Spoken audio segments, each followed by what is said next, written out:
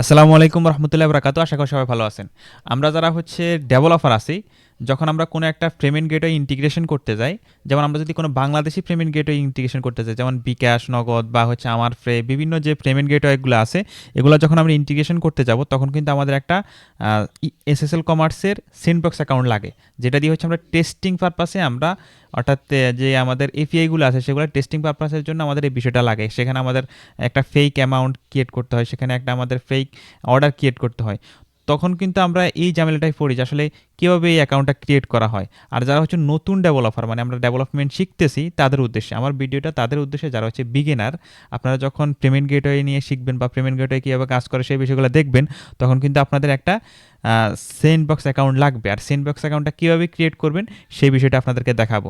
অনেকেই মনে করুন ভাই এটা তো একদম সিম্পল একটা বিষয়, এটা আপনার ভিডিও করার কি দরকার। অনেকেই যারা হচ্ছে একদম বিগিনার, তাদের কিন্তু এই বিষয়টা নিয়ে কনফিউশন চলে আসে যে সেন্ডবক্স অ্যাকাউন্টটা কীভাবে ক্রিয়েট করতে হয়, কোথায় যাইতে হয়, বা ডেভেলপার অ্যাকাউন্টটা কীভাবে ক্রিয়েট করতে হয়, সেই বিষয়টা নিয়ে অনেকের কনফিউশন থাকে। তার জন্য হচ্ছে আপনাদের উদ্দেশ্যে আমি ভিডিওটা তৈরি করা। আর যারা হচ্ছে এক্সপার্ট তারা হচ্ছে এই ভিডিওটা স্কিপ করতে পারেন। তো চলুন আমরা আমাদের স্ক্রিনে চলে আসি। এখানে এসে আমাদেরকে যেটা করতে হবে সেটা হচ্ছে যে প্রথমত আমরা হচ্ছে লিখতে হবে এসএসএল কমার্স। এসএসএল কমার্স হচ্ছে আমাদের বাংলাদেশি একটা পেমেন্ট গেটওয়ে। তো এখানে আমরা ক্লিক করব, প্রথম যে লিঙ্কটা আসে সেখানেই ক্লিক করব। তো এটার জন্য আমাদেরকে যেটা করতে হবে সেটা হচ্ছে পেমেন্ট গেটওয়েতে যাব। এখান থেকে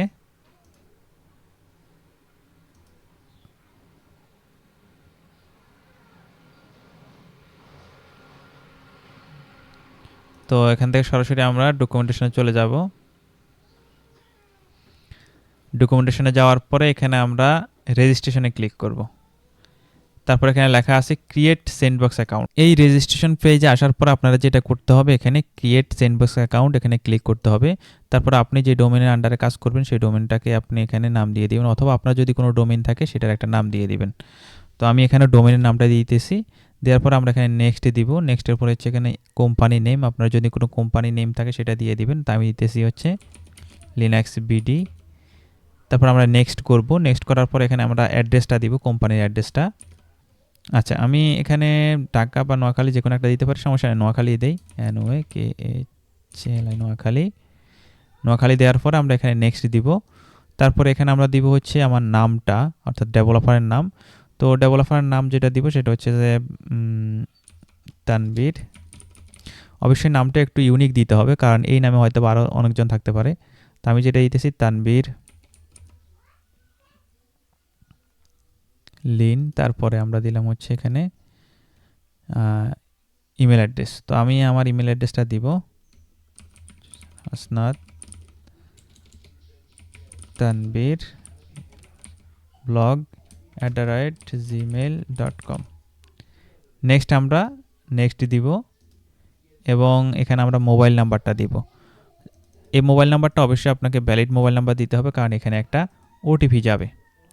তারপর আমরা নেক্সট দিব, অথবা ভ্যারিফিকেশন কোড যাবে। তারপর হচ্ছে এখানে ইউজার নেম। তো আমরা এখানে ইউজার নেমটা কী করব, একটা ইউজার নেম দিয়ে দিব, এবং পরবর্তীতে আমরা নেক্সট দিব, এবং এখানে আমরা পাসওয়ার্ড কনফার্ম করব, মানে পাসওয়ার্ড দিব। তো আমি একটা পাসওয়ার্ড দিতেছি, আপনারা আপনাদের মতো করে পাসওয়ার্ড দিবেন।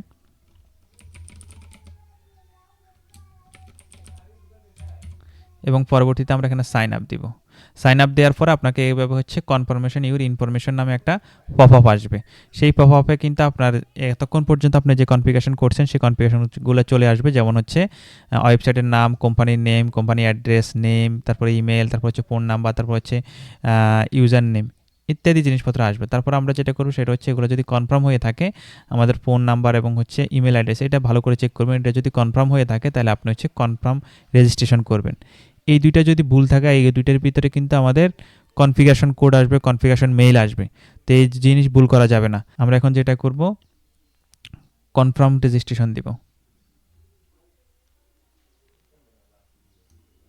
ওকে, দেখেন এখানে সাকসেস দেখাচ্ছে, আমাদের এটা কিন্তু সাকসেস হয়ে গেছে, এবং আমাদের মেইল অ্যাড্রেসে একটা ভেরিফিকেশন কোড গেছে।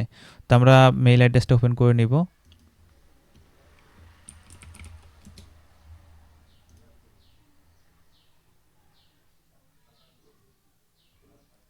এবং যদি আমরা এখানে আপডেট চেক করি, আশা করি এখানে আমাদের একটা ভেরিফিকেশন মেইল আসার কথা। ওকে, আমরা এখানে দেখতে পাচ্ছি আমাদের মেইল অ্যাড্রেসে কিন্তু একটা সেন্ডবক্সের ভেরিফিকেশন কোড চলে আসছে এবং এই ভেরিফিকেশন কোডটা আপনি যেটা করবেন, কপি করে আপনার এখানে ভেরিফিকেশন কোডের এখানে পেস্ট করে দিবেন, তারপরে এখানে ভ্যালিডেট করবেন। দেখেন এটা কিন্তু সাকসেসফুল হয়ে গেছে এবং ফাইনালি আমরা এটাকে ওকে করে দিব। ওকে করে দেওয়ার পরে আপনার একটু টাইম নিতে হবে। এখানে টাইম নেওয়ার পরে কিছুক্ষণ আপনাকে এখানে ওয়েট করতে হবে। ওয়েট করার পর আরেকটা মেইল আসবে এখানে।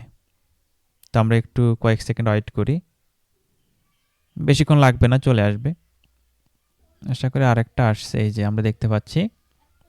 তো দেখেন এখানে কিন্তু আমাদের সেন্ডবক্স স্টোর আইডি ক্রিয়েট হয়েছে, সেটার জন্য একটা আমাদের মেল দিয়েছে এবং সেখানে স্টোর আইডি এবং হচ্ছে স্টোর পাসওয়ার্ড আছে, এপিআই সিক্রেট কি হিসাবে এটা ইউজ হবে। এই জায়গাটায় আমরা অনেকে ভুল করি। আমরা কি ভুল করি সেটা হচ্ছে যে আমরা অনেকে এখানে ক্লিক করে লগ ইন করার চেষ্টা করি, আর লগ ইন করার সময় এখানে যে পাসওয়ার্ড এবং এখানে যে আইডিটা দিছে সেটা আমরা এখানে পেস্ট করে দিই। মানে এখানে যে আমাদের স্টোর আইডিটা আছে সেটা আমরা এখানে দিয়ে দেই এবং হচ্ছে এখানে যে পাসওয়ার্ডটা আছে সেটা আমরা এখানে দিয়ে দেই। কিন্তু এটা সবচেয়ে বড় ভুল, এটা অনেকেই করে থাকে। এখানে আপনারা এই যে আপনাদেরকে যেটা দেওয়া হয়েছে স্টোর আইডিটা বা হচ্ছে এখানে স্টোর যে পাসওয়ার্ডটা আছে, স্টোর আইডি এবং স্টোর পাসওয়ার্ড, এটা হচ্ছে মূলত আপনার লারাবেল যদি করেন, লারাবেলের ক্ষেত্রে আপনার কনফিগারেশন ফাইলের ভিতরে থাকবে। কনফিগারেশন ফাইল বলতে লারাবেলের যে ইএনবি ফাইল থাকে সেখানে থাকবে।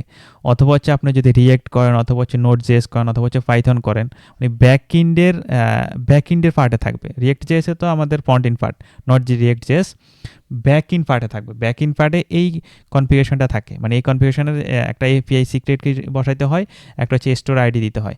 সেখানে দিয়ে সেখানে হচ্ছে আপনি যখন টেস্টিং করবেন, আপনার পেমেন্ট টেস্টিং করবেন, তখন হচ্ছে এটা ইউজ হয়। এটা কিন্তু আপনার এই জায়গার জন্য না, মানে এই জায়গার জন্য না। এখানে জাস্ট আপনি একটু আগে যেটা দিয়ে আপনি লগ ইন করছেন, এখানে হচ্ছে জাস্ট একটু আগে আপনি যেটা দিয়ে অ্যাকাউন্ট ক্রিয়েট করছেন সেই আইডি এবং হচ্ছে সেই পাসওয়ার্ড আপনাকে এখানে দিতে হবে। তো দেখেন আমি সেই আইডি এবং পাসওয়ার্ড এখানে দিয়ে দিব।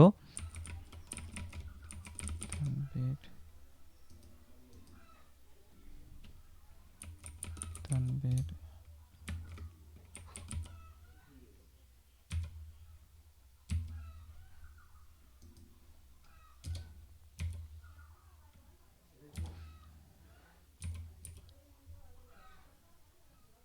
05954। ওকে, তো এরকম হচ্ছে আপনার সামনে একটা ড্যাশবোর্ড আসবে। তো এখানে হচ্ছে আপনার অ্যাকাউন্ট ইনফরমেশনগুলো থাকবে এবং এখানে আপনার এই ড্যাশবোর্ডের ভিতরে আপনি লগ ইন করলেন এবং ডেভেলপার রিলেটেড বিভিন্ন ধরনের ইনফরমেশনগুলো এখানে থাকবে। আপনার স্টোরগুলো এখানে থাকবে, হ্যাঁ, আপনার যেই আইপিগুলো অ্যাক্টিভ আছে সেই আইপিগুলো এখানে থাকবে। তারপর হচ্ছে আপনি ইউজার হিসেবে ইউজারের ইনফরমেশনগুলো এখানে থাকবে, ট্রানজ্যাকশন কী করছেন সেই বিষয়গুলো এখানে থাকবে। তো এই ছিল হচ্ছে আপনার এসএসএল কমার্সের অ্যাকাউন্ট খোলা বা হচ্ছে এসএসএল কমার্সের আপনার ডেভেলপার অ্যাকাউন্ট খোলা। এই ডেভেলপার অ্যাকাউন্ট দিয়ে হচ্ছে আপনি এখন আপনার লারাবেল হোক, আপনার নোট জেএস হোক, অথবা হচ্ছে পাইথন হোক, যে কোনো জায়গায় হচ্ছে আপনি কাজ করতে পারবেন। মানে হচ্ছে টেস্টিং পারপাসে কাজ করতে পারবেন। এটা কিন্তু ফাইনাল না, ফাইনাল অ্যাকাউন্ট আলাদা অ্যাকাউন্ট। এটা দিয়ে হচ্ছে আপনি টেস্টিং করতে পারবেন, আপনার এপিআই টেস্টিং করতে পারবেন। তারপরে হচ্ছে এখানে মানে ডেভেলপারের জন্য যেসব টেস্টিংগুলো প্রয়োজন সেগুলো আপনি এখানে করতে পারবেন। তো আশা করি আপনারা বুঝতে পারছেন।